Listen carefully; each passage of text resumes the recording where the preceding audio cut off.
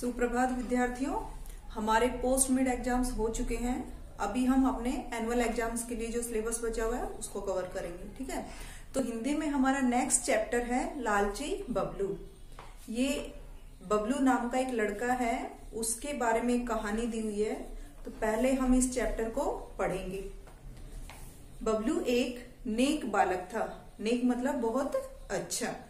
वह पढ़ाई में होशियार था। वह अपने माता पिता का आदर करता था। उसे मीठा बहुत पसंद था। मिठाई देखकर बबलू अपने आप को रोक नहीं पाता था। माँ उसे कई बार समझाती, बेटा इतना मीठा मत खाया करो। मतलब नहीं।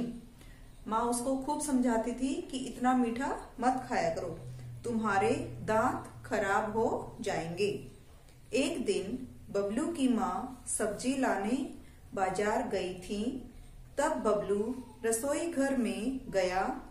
जार में रखी मिठाइयां देखकर उसके मन में लोभ आया।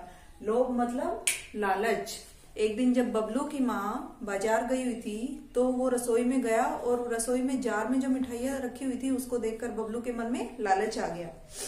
उसने जार उठा लिया। जार क्या होता है? एक बर्तन होता है, एक डिब्बा होता है कोई भी सामान डालने का। उसने जार का ढक्कन खोला और उसमें हाथ डाल दिया। बबलू ने अपनी मुट्ठी में टॉफियां भर ली। अब वह अपना हाथ बाहर निकालने लगा। क्या किया उसने? जार के अंदर अपना हाथ डाल लिया और मुट्ठी भर के हाथ बाहर निकालने लगा। तो जार का जो मुंह होता है वो छोटा होता है और वो पूरी मुट्ठी टॉफियों की भर के बाहर निकालना चाह रहा था, तो उसका हाथ उसके अंदर फंस गया, उससे नहीं निकला। अब वह अपना हाथ बाहर निकालने लगा। जार का मुंह छोटा था, इसलिए उसकी बंद मुट्ठी बाहर नहीं निकल पा रही थी। उसने सोचा कि क्यों ना मैं मुट्ठी भर के खूब सारे टॉफियां बाहर निकालूं, जबकि जार का बर्तन जो है वो छोटा था।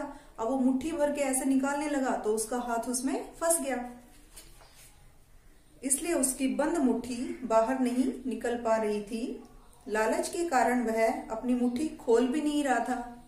उसने सोचा मुट्ठी खोलूंगा तो सारी टॉफियां बाहर गिर जाएंगी, इसलिए वो टॉफियों के साथ ही अपना हाथ बाहर निकालना चाह रहा था। इतने में बबलू की माँ आ गई। उसे देखकर माँ बोली, बेटा तुमने अपने हाथ में बहुत सी टॉफियां ले ली हैं, केवल एक टॉफी लो और बाकी उसी जार में रख दो। बाकी मतलब बची हुई। तो उसकी माँ ने आके देखा कि उसका हाथ फंसा हुआ है, तो उसकी माँ उसको समझाने लगी कि बेटा इतनी सारी मुट्ठियां हाथ में लेकर जार से हाथ बाहर नहीं निकलेगा, तुम केवल एक टॉफी लो और बाकी जार में छोड़ दो, तभी तुम अपना हाथ बाहर निकाल पाओगे। बबलू ने वैसा ही किया, उसका हाथ बाहर निकल आया। माँ ने उसे समझाया, बेटा लालच करना अच्छी आदत नहीं है। बबलू समझ गया। उसने कहा, माँ अब मैं कभी ऐसा नहीं करूंगा। तो समझ आई ये स्टोरी? ये स्टोरी है एक लालची बच्चे की कहानी। कई बार हम भी ऐसा करते हैं ना कि लालच में आके कोई ऐसा काम कर देते हैं कि बाद में फिर हमें पछताना पड़ता है। सेम ऐसे ही बबलू ने किया। इसने क्या सोचा कि मैं जार में से बहुत सारी टॉफियां बाहर निकाल लूंगा, और जब ये मुट्ठी भर के ऐसे बाहर निकालने लगा हाथ, तो हाथ बाहर निकला नहीं। क्यों नहीं निकला? क्योंकि जार का मुंह जो है वो छोटा था।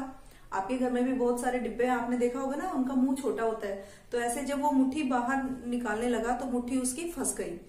अब वो खाली हाथ भी बाहर नहीं लाना चाह रहा था। उसने सोचा कि क्यों ना जब मुट्ठी भर ही ली है तो इसी को पूरा बाहर निकालूं। इतने में उसकी माँ आ जाती है। अब माँ उसको देख लेती है, फिर उसको समझाती है कि सिर्फ एक टॉफी हाथ में लो और फिर जार से हाथ बाहर निकालो तो हाथ आराम से निकल जाएगा। अब उसने ऐसा ही किया। अब हाथ फंसने से बबलू घबरा गया। तो उसकी माँ ने उसको जब सारी बातें समझाई तो उसको बातें समझ में आ गई और उसने कहा कि आगे से वो कभी भी ऐसा नहीं करेगा। ठीक है, तो ये है हमारा पाठ। आपको ये पाठ पढ़ना है और इसके बाद इस पाठ में जो कठिन शब्द दिए हुए हैं वो आपको लिखने हैं। ठीक है, मैं यहाँ बोर्ड पे कठिन शब्द लिख रही हूँ। पहले हम अपने पाठ का, कोई भी जब आप पाठ लिखते हो तो उसका नाम भी लिखना है। कोई भी काम आप जो शुरू कर रहे हो उसमें आपको उसकी हेडिंग जरूर लिखनी चाहिए। कई बच्चे क्या करते हैं, मैं होमवर्क चेक कर रही हूँ आपका, आप ऊपर ना तो चैप्टर नेम लिख रहे हो ना हेडिंग डाल रहे हो कि हम क्या कर रहे हैं। आप सिर्फ जो भी मैम आपको बोर्ड पे लिखने को देती हैं वो आप कॉपी करके भेज देते हो। तो आपको चैप्टर का नाम भी लिखना है और हेडिंग भी डालनी है कि आप क्या लिख रहे हो यहाँ। तो सबसे पहले हम लिखेंगे कठिन शब्द। कठिन शब्द, इसमें जो कठिन शब्द दिए हुए हैं पहले हम उनको लिखेंगे। तो नंबर 1 पर है पढ़ाई, पढ़ाई, पढ़ाई। नंबर 2 होशियार,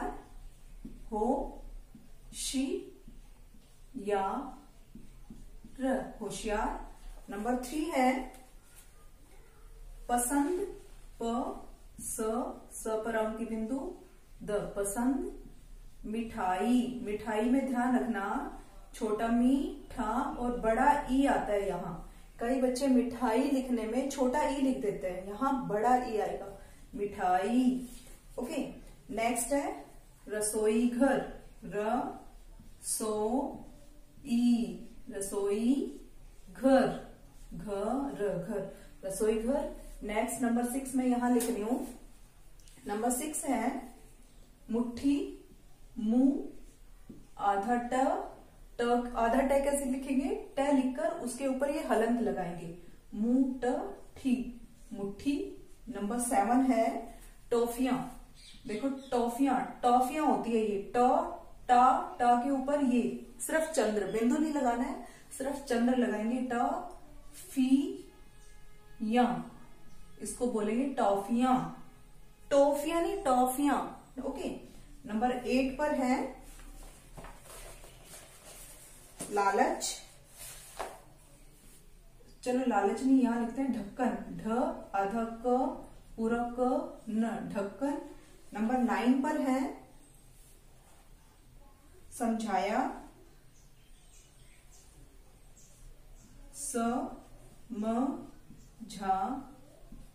समझाया।